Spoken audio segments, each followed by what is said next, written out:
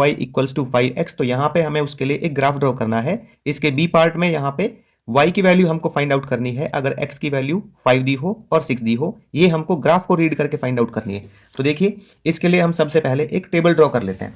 तो y equals to 5x इसकी equation है। अगर देखिए यहाँ पे x की वैल्यू हम रखते हैं 1, तो y की वैल्यू हो जाती है 1 मल्टीप्लाई 5 5। x की वैल्यू रखते हैं यहाँ पे 2, तो y की वैल्यू हो जाएगी यहाँ पे 10। x की वैल्यू रखते हैं 3, तो 3 मल्टीप्लाई 5, ये हो जाएगा y की वैल्यू 15। अगर ये हम रखते हैं 4, तो 4 x की वैल्यू, तो y की वैल्यू हो जाएगी 4 मल्टीप्लाई 5 20। ठीक है, कितनी हो जाएगी? 20 हो जाएगी।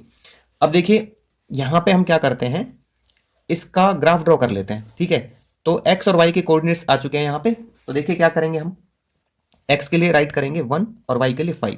तो x के लिए 1 और y के लिए 5 हमारा ये हो गया। देखिए हमने जो y एक्सिस है उस पर 5 5 का गैप लिया है और x एक्सिस पे 1 1 का गैप लिया है। ठीक है, तो x के लिए 1 और y के लिए 5, तो यहाँ पे ये पॉइंट लगाएंगे।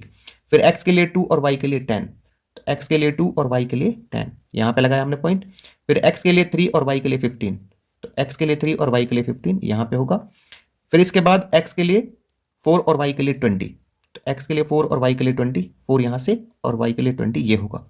अभी मैं क्या करता हूँ, इन पॉइंट्स को एक सीधी लाइन में मीट करा देता हूँ। तो मैं यहाँ से एक लाइन खींच लेता हूँ, ये लाइन मैं ओरिजिन से ले लेता हूँ, ठीक है ना, सीधा।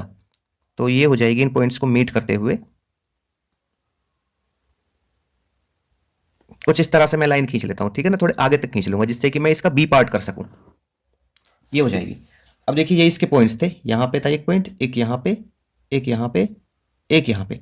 आगे क्या बोला इसने बोला है, देखिए इसके बी पार्ट में क्या बोला है कि y की वैल्यू फाइंड आउट कीजिए अगर x की वैल्यू 5 हो। इसके फर्स्ट पार्ट में तो x की वैल्यू 5 होगी तो यहां से निकालेंगे। देखिए ग्राफ को रीड करके ही निकालना था हमें।